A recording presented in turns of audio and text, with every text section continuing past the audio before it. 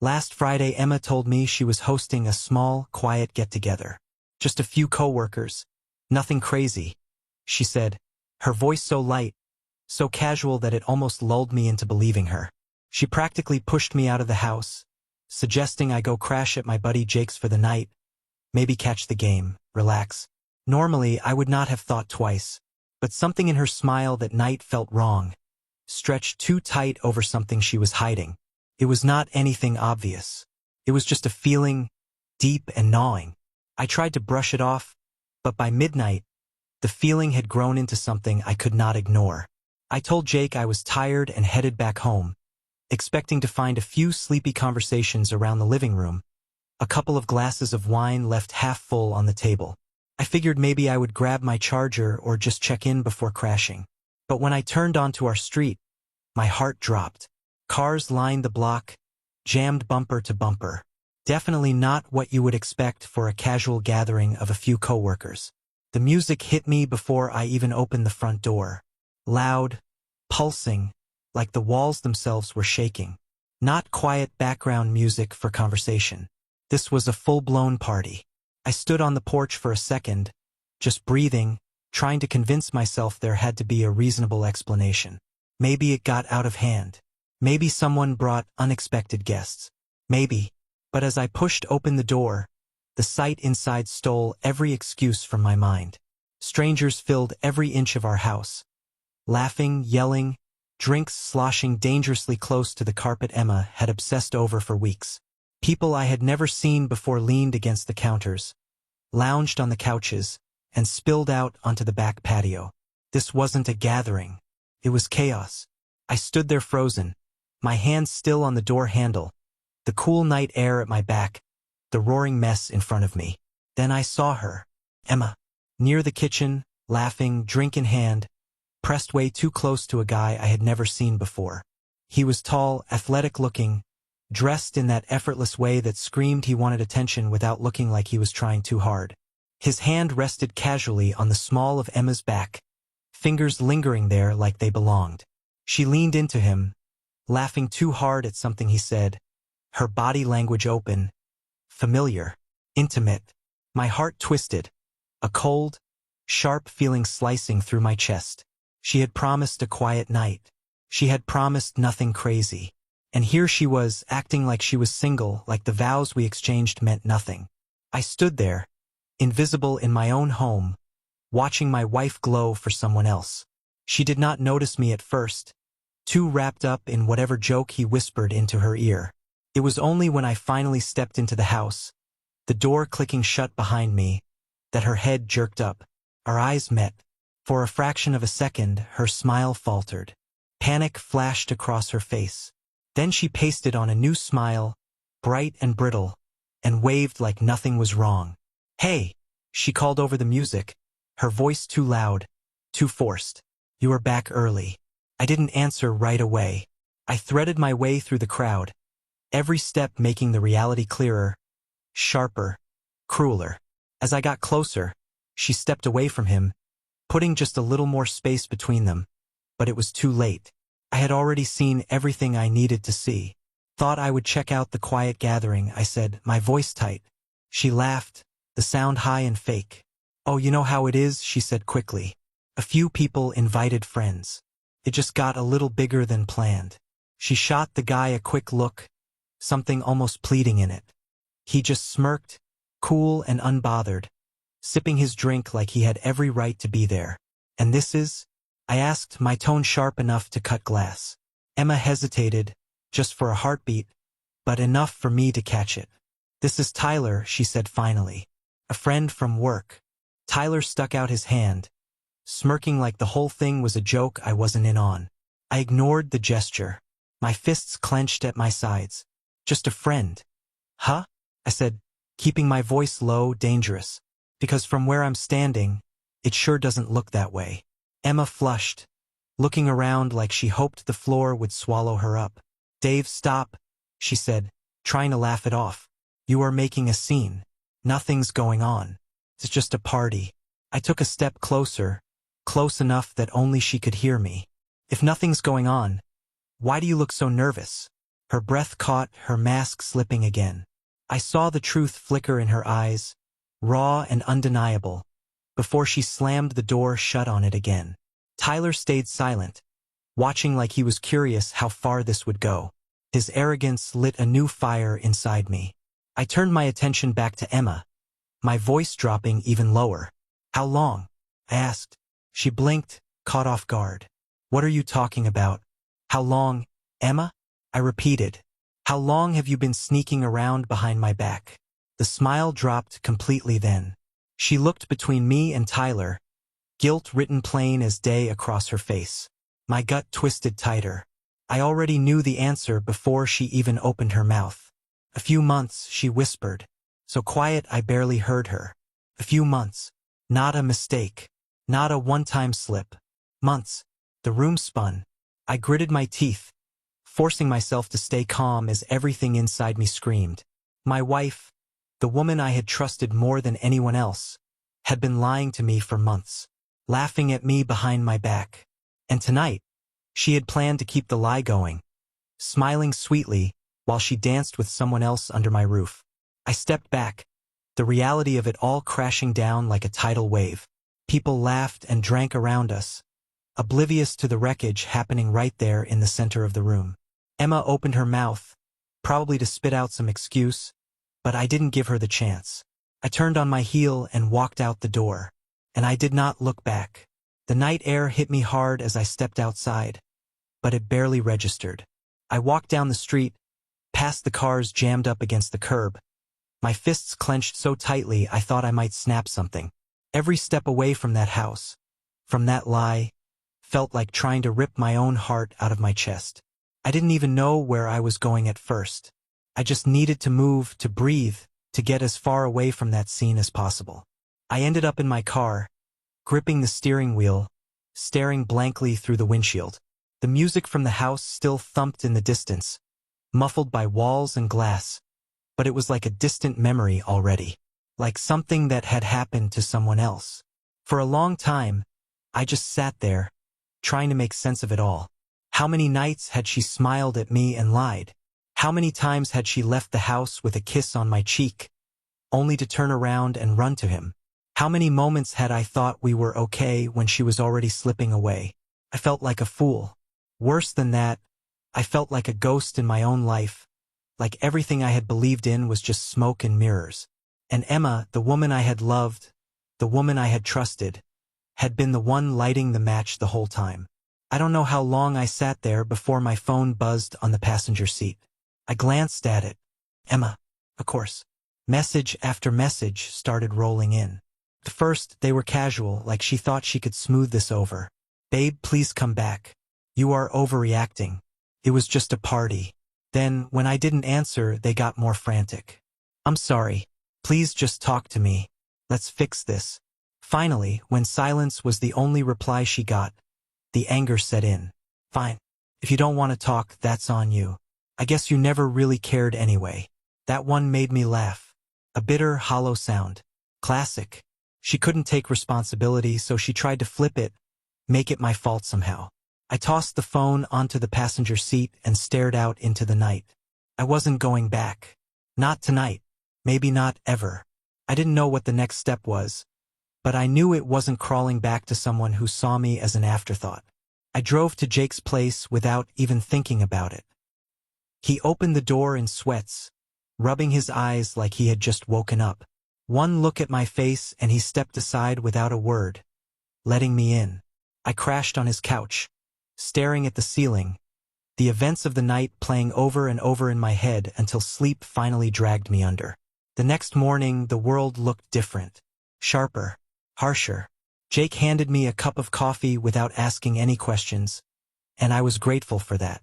I needed a minute to piece myself back together before I could even start talking about what had happened. When I finally did, when I told him everything, he just shook his head. "Man," he said, "you deserve way better." And somehow, hearing it out loud from someone else made it real. It wasn't just a nightmare. It wasn't something I could undo. Emma kept trying to reach out. Texts, calls, even emails. Each one swinging between apologies and anger, desperation and blame. I didn't answer any of them. I didn't trust myself to. Part of me wanted to lash out, to throw every ugly word I could think of right back at her. But a bigger part of me knew that giving her my anger was still giving her power. And she didn't deserve that anymore. 2 days later, she showed up at Jake's door. I heard the knock, the frantic pounding, before Jake even got up. I stood frozen in the living room, every nerve on edge. Jake looked at me, eyebrows raised. "You want me to get rid of her?" he asked. I shook my head. No. I needed to face her. Needed to look her in the eye one last time and let her see exactly what she had destroyed. I opened the door. Emma stood there, makeup smudged, hair pulled back hastily like she had been crying for hours. She took one look at me and broke down, tears spilling over as she tried to rush inside. "Please," she sobbed, "please just talk to me. Let's fix this." I stepped back, keeping the door between us. "Talk," I said, my voice flat. "Fine. Talk. Tell me what you think you can possibly say that will make any of this better." She looked up at me, her eyes wide and pleading.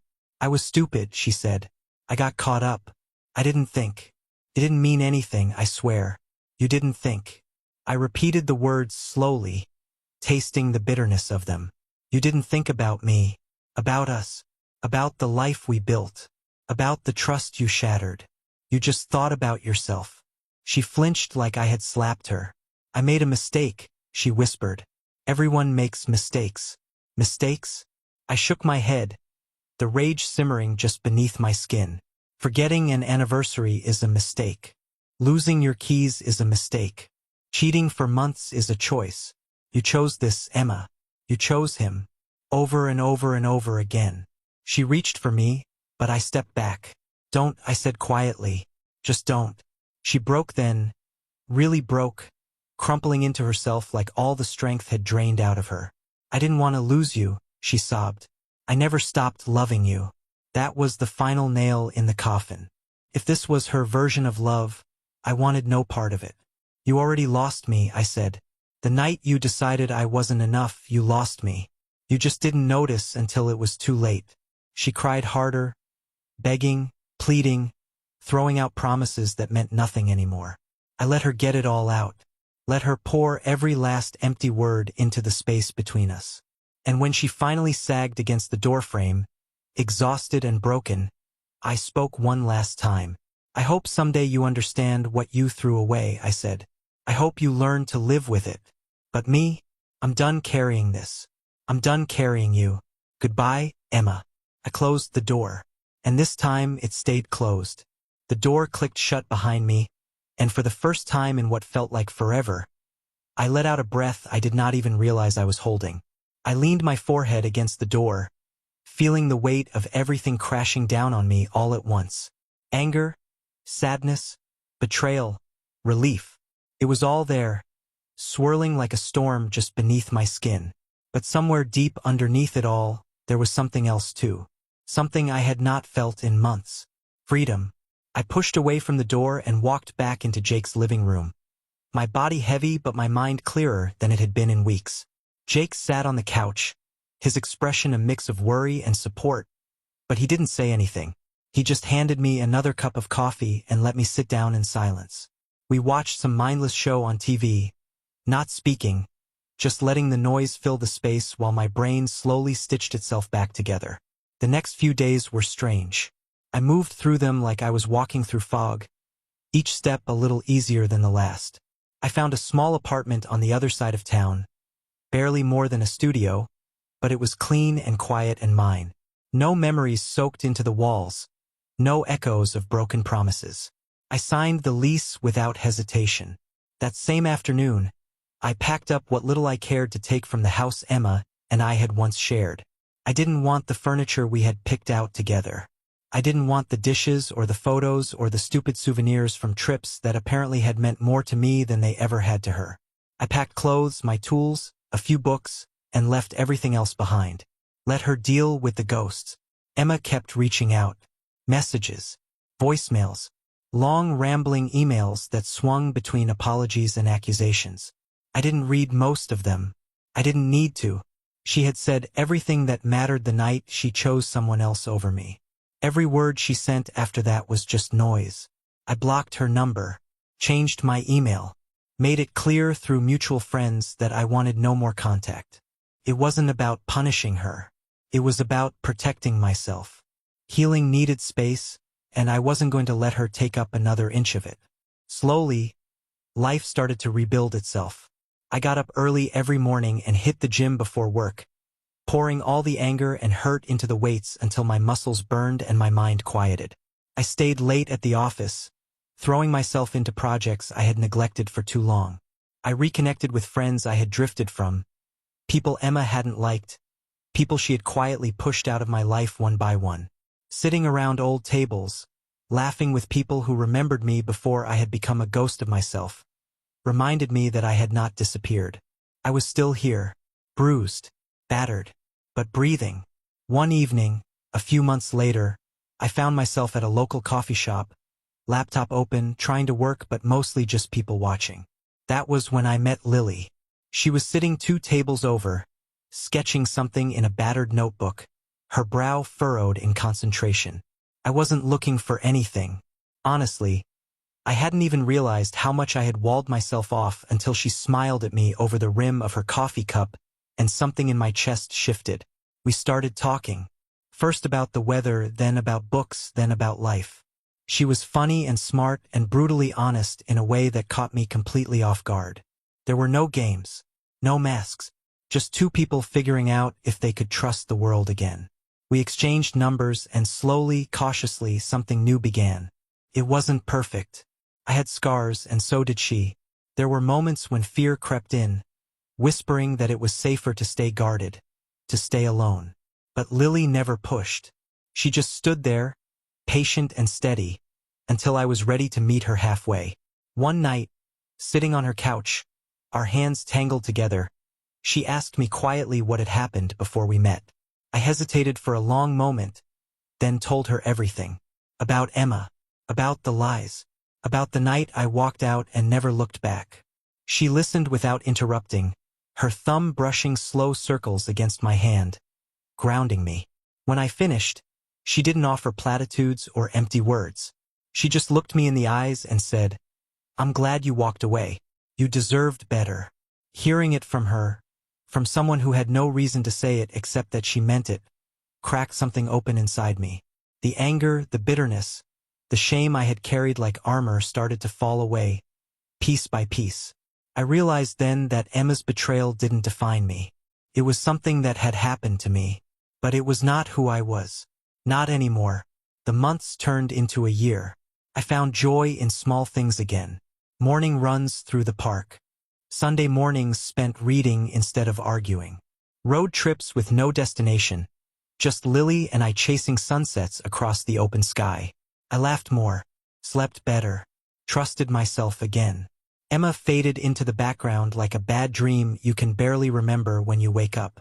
I heard through mutual friends that things hadn't gone well for her. Tyler disappeared not long after the fallout, and the friends who had cheered her on at that disastrous party had scattered once the dust settled.